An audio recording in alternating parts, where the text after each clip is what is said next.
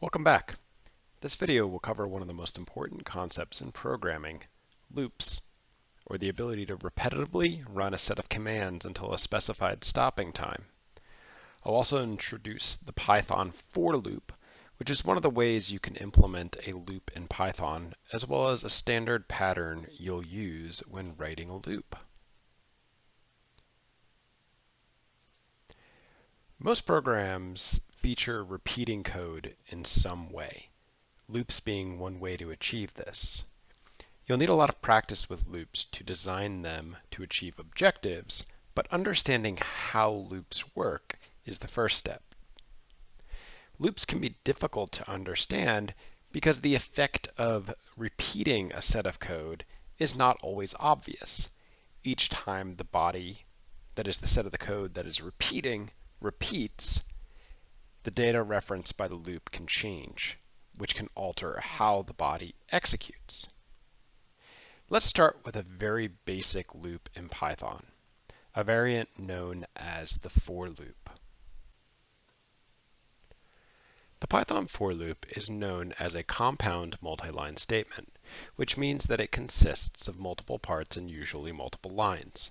In the case of the for loop, the statement includes a configuration line, the part here that reads for index var in iterable, a colon, which is common to all multi-line statements in Python, and then the body, which is a placeholder for some Python code, likely several statements, each indented by exactly the same number of white space characters, for example, a tab or several spaces, at least one more than the configuration line. Compound statements such as these are found in most programming languages, and a for statement can be found in most of them as well, though they may not run the same way. The way Python's works is that the body of the for loop will execute exactly once for each iterable. If there are 2 items in the iterable, it will execute twice. If there are 200, it will execute 200 times.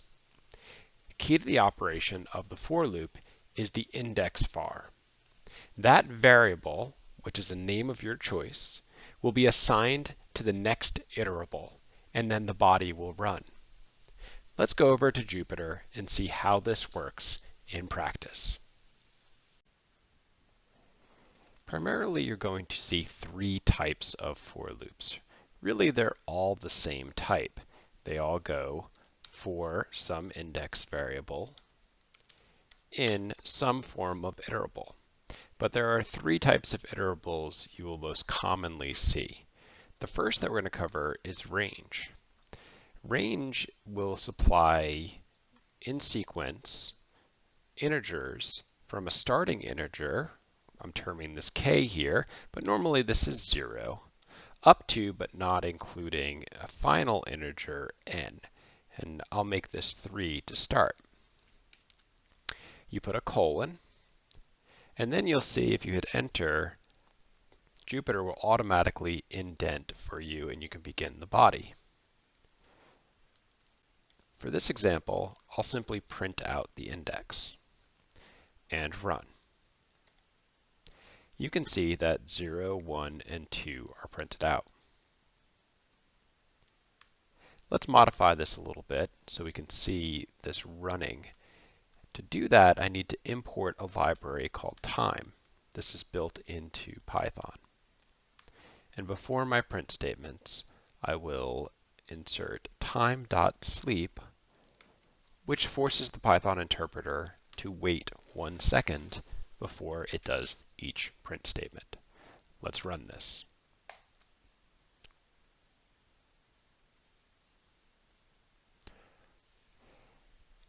Let's take a look at the next pattern, for item and list. This is used when you want to loop through the items in a list directly, meaning that you want to go through them from left to right, but you don't particularly care about the order, even though it will go through from left to right. So for item in, and we have to supply a list here, and so I'll directly insert a list, although often this will be a variable, 1, 2, 3, and we'll print item. I'll go ahead and insert the time.sleep as well in here, although this is not necessary. This just allows you to see the loop in operation, because otherwise it prints out too quickly. 1, 2, 3. And so this is a little different than range in that it's looping through a list instead of looping through a range, which is not a list. A range is technically what's known as a generator because it doesn't store all these numbers. It simply returns the next item or the next value in the range each time the loop needs it.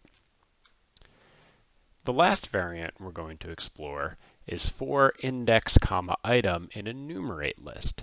And this is sort of a combination of the two above and is a very common pattern where you need to know what the number or the index is of each item that you're currently processing. So for index comma item in enumerate and some list that you supply, I'll do 1, 2, 3 again. Time.sleep again, just so we can see it. And I'll print index comma item and run. 0, 1, 1, 2, 2, 3. The index of the item 1 here is 0, and then it prints the item. The index of 2 is 1, and then it prints 2. And so with these three patterns, we can accomplish a lot of the goals we might have for stepping through a sequence of numbers or a sequence of items, or both the index and the items.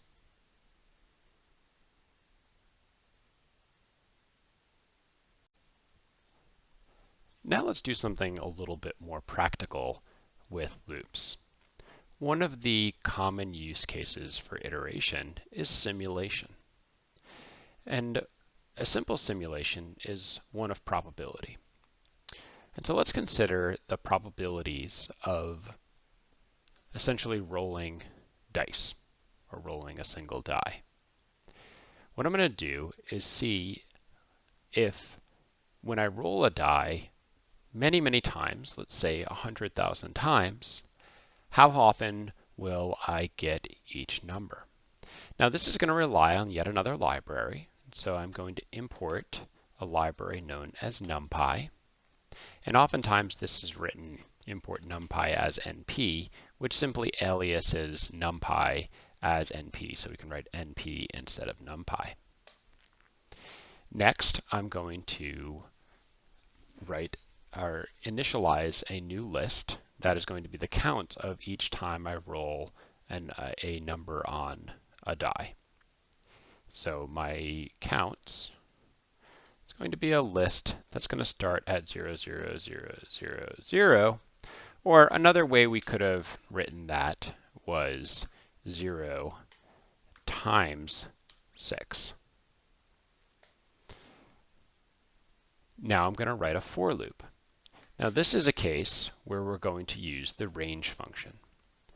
For index in range 0, and I'll do 100,000 die rolls. How do we roll? To roll, we can use the NumPy random function. So the roll is going to be np.random.randint, which means rand integer. And we're going to get a random integer, and we can choose between 0 and 6. This is very similar to the range function in that the 6 is not included. The 0 is going to represent a roll of 1. A roll of 1 is going to represent a roll of 2, and so on and so forth. And I'm doing that so that I can directly map this into the counts index. Counts of roll plus equals 1. So add this roll to the correct count.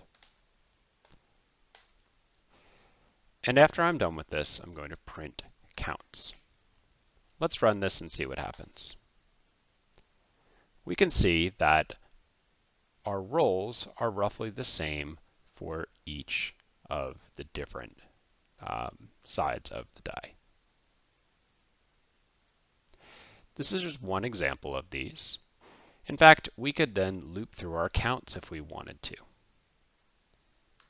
Looping through the counts would be something like for item in counts.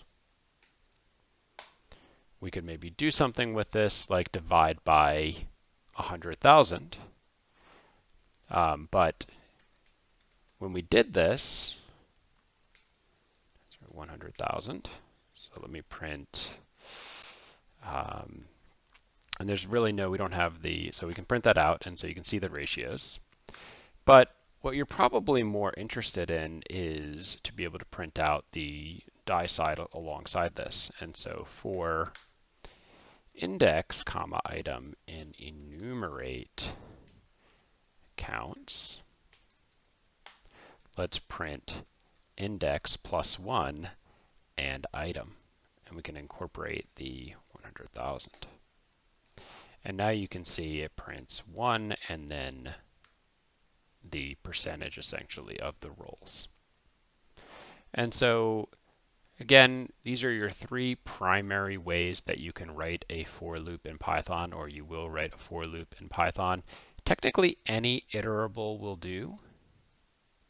And you can see it used in a more practical way with the next three examples.